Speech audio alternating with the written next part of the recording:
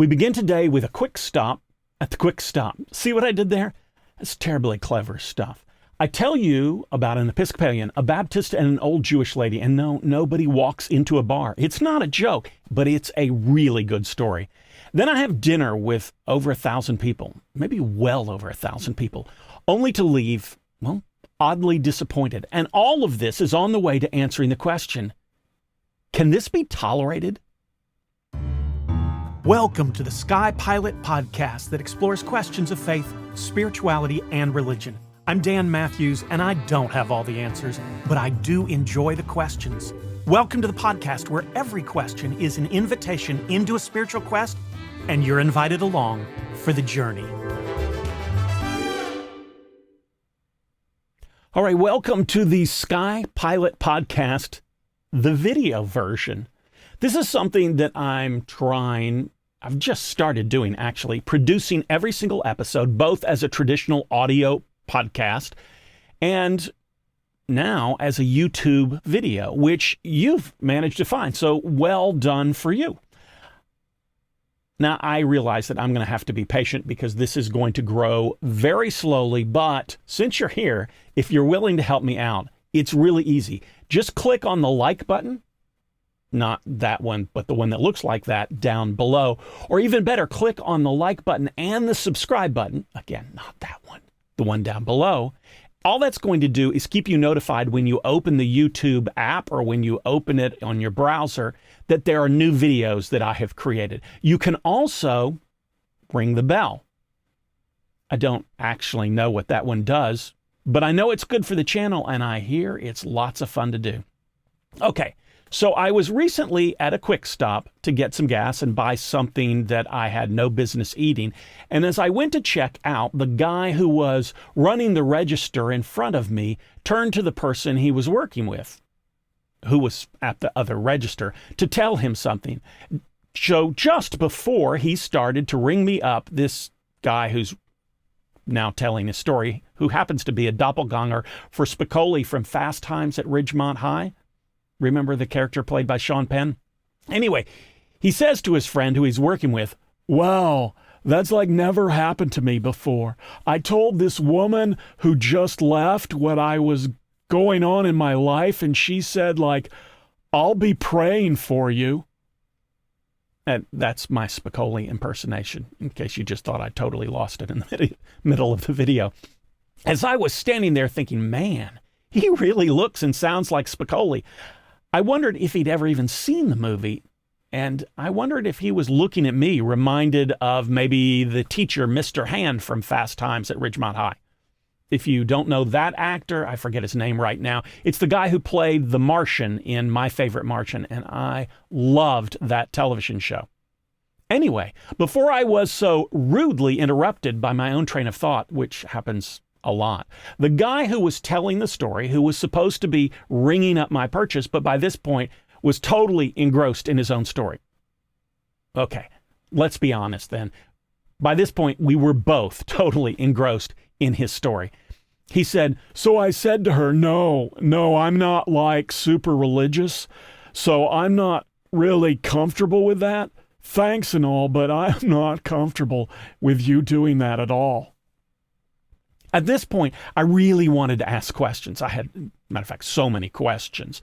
I mean, I really wanted to know, what had he shared with this woman?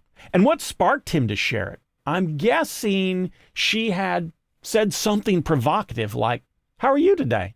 And he, deciding that asking that particular question at the counter of a quick stop over ringing up a bag of Funyuns was a genuine inquiry into his state of being. So he decided, well, that he needed to share whatever it was he shared. Dang, I really wish I knew what it was. Does it matter to the story? No, not at all. Do I still wish I knew? You betcha. Now, given that I live in a major city in the South, I will assume that the woman who offered to pray for him was Christian. I mean, okay, maybe she wasn't. Maybe I'm making a huge leap, a giant assumption, but let's be honest. Chances are really, really good that she was Christian. So as a Christian who's hearing this story, which I'm assuming you may well be, it's very easy to feel slighted and think, hey, why aren't Christian prayers good enough? When you're in the cultural majority, it's very easy to experience something like this and only see it from, well, your in the majority perspective. But there is a larger question here. I have certainly been in situations where someone from another faith has offered something of their faith to a Christian, and the Christian responded in a very similar way to the way, well, this non-religious guy did. Oh no, I'm a Christian. I'm not comfortable with your spirituality in my life.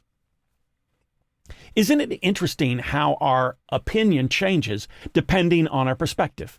Well, case in point. Sarah and I were drinking our coffee yesterday, actually, and reading our news feeds, and Sarah's job at the Carter Center requires her a fair amount of travel, and so she's particularly drawn to reading travel-related stories. Anyway, so we're reading the news on our respective tablets, and Sarah says, oh, here's an interesting story. Here's something from a woman who's boarding an airplane, and she gets to her airplane seat and is seated in a row with a married couple. Nothing unusual there. But when the beverage cart comes around, the flight attendant says, what does everyone want to drink? She takes the drink order for the married couple, and then the woman, who's telling this story about herself, orders a glass of wine. To which the couple turned to her and said, I'm sorry, would you mind ordering something else? Something non-alcoholic, because, well, we don't believe in drinking alcohol. Now, again, there are pieces of this story that I don't know. I will guess their request was made for religious reasons, but, okay, I have no idea. But even if not, there seemed to be a natural assumption that the people around them were obligated to live their lives in a way that conformed to whatever code they had themselves applied to their own lives. Being near them and choosing a code different from them, well, that made them uncomfortable. Look, I think there's a prevailing sentiment in our world, particularly among people of faith, in which many of us believe I should be able to practice my sense of piety, or absence of piety, as devoutly or overtly as makes me comfortable, but I should not have to see, experience, or in any way intersect with yours, well, if it differs from mine, because, well, you should understand that's uncomfortable for me. Now, you may well find yourself thinking, okay, got it, Dan. You live in a land of freedom and religious tolerance. Let other people be. It's not particularly profound, but we've got it. Thanks. Yeah, that's not really my point here.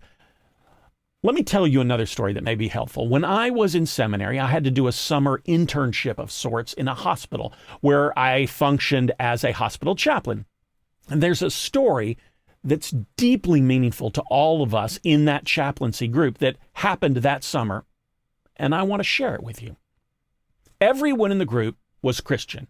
We had a Baptist, 2 Episcopalians, a Presbyterian, and a Lutheran, as I recall.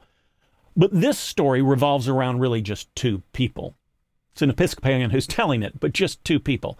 The Baptist from our group and a patient who was an elderly Jewish woman.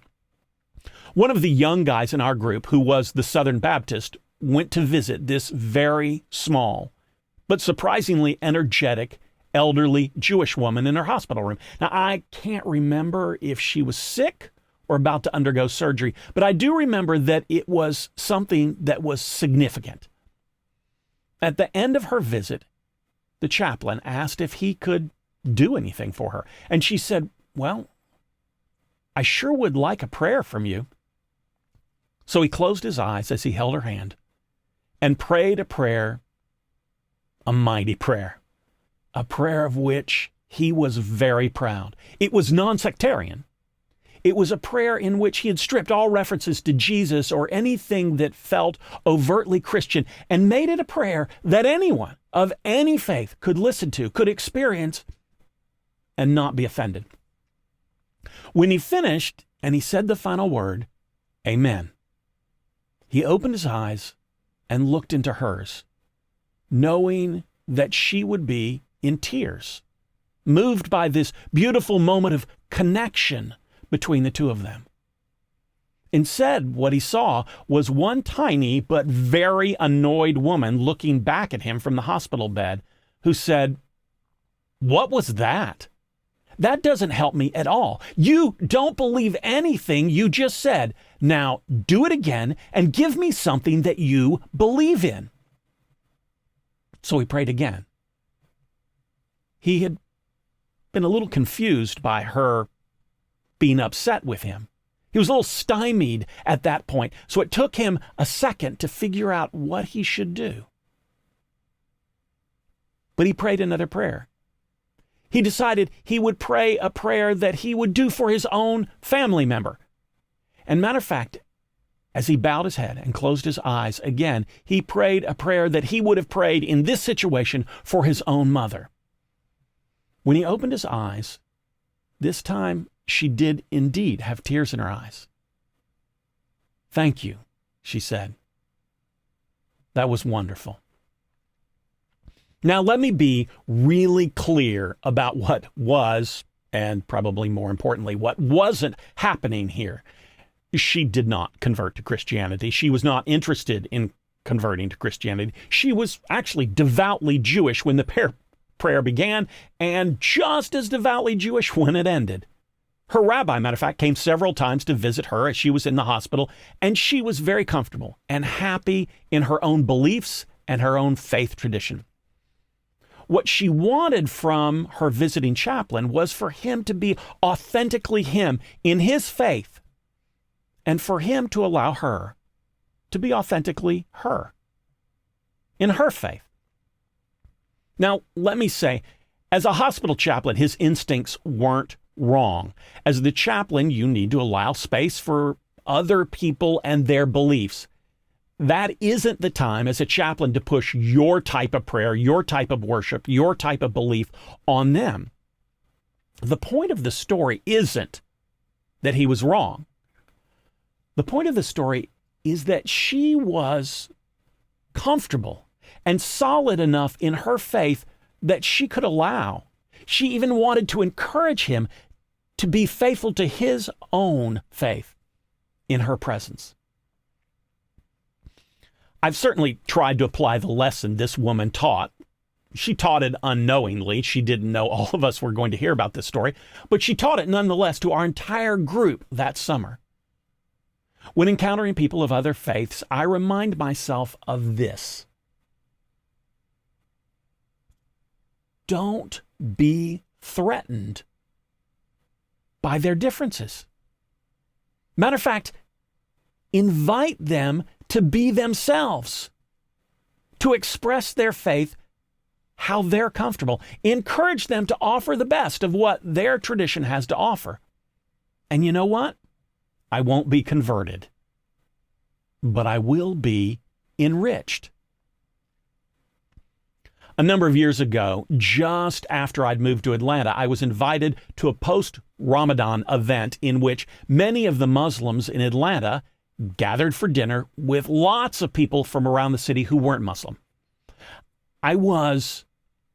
I can't overstate this. I was very excited at the opportunity to attend this event because at that particular point in my life, in my career, I hadn't been around many Muslim people as they were expressing their faith. And I was, as I said, really excited about the opportunity to do so. But what wound up happening was there was nothing of their faith in the evening. I get it. Part of the point of this evening was to let all of us non-Muslim attendees see how, well, just like us, they were. So they had very carefully stripped the evening of anything that even hinted at their Islamic faith in order to make the dinner more comfortable, less threatening for the non-Muslim people who were attending. It was a huge event. There must have been, 1,000, 2,000 people in the room. After you get past a couple of hundred, it's kind of hard to make a count. But at the end of the evening, I walked away profoundly disappointed because I felt like I had missed an opportunity to experience them in their authentic spiritual selves. Now, this is not a judgment of their event nor their motivation. I absolutely get that this was put on at the height of anti-Muslim sentiment in our nation. It was just, I think, 2 years after the September 11th attacks in New York, and they were navigating some really difficult times. So the story's not really about them, but about my sadness that it could have been different, that I didn't get to experience more of their authentic spiritual expression of their faith, and that we were living in a time that made us so cautious that we couldn't share in the powerful way that I had hoped. Now, back to the quick stop.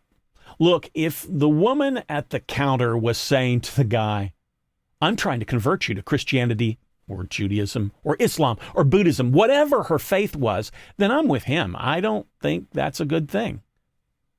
But if what she was really doing was expressing to him, you've told me something important. You've told me something important right now, and I'm going to remember you and think about you in the way that my tradition says is a way of responding to you and honoring what you've just told me. Then I think it's a nice thing. And then in that moment, maybe we have just a brief moment of being uncomfortable when somebody says something like that. But the best thing we can offer each other in response at that moment is to say, wow, I appreciate you offering me that portion of your tradition. That's wonderful. That's all for today. The truth is that despite the question for today, this isn't about tolerance. I don't really like that word, tolerance, very much. Tolerance feels like an implication that there's something wrong with you, but me and my magnanimous nature, well, I'm putting up with it. Instead, it's really about accepting and even celebrating our differences. That's what this podcast, this video is about. And coming to grips with the idea that we can accept that we are different spiritually. We can even celebrate those differences without in any way giving up who we are or asking anyone else to change. Let me know if you agree with me in the comments section below. I think it's actually one of the coolest parts of YouTube videos that you can interact with the content creators in this way. So I would love to hear from you. Oh, and don't forget to like the video, ring the bell, subscribe to this channel. It all helps me in growth of this channel. And on your spiritual journey, may you ask questions, seek answers, and boldly go wherever the quest takes you. Thanks for joining us here today and being part of the SkyPilot Faith Quest community. This is a great place to ask questions you wouldn't feel comfortable or safe asking in other places. And remember, the sign of a strong faith, solid religion, or healthy spiritual journey is not certainty, but that you keep asking questions.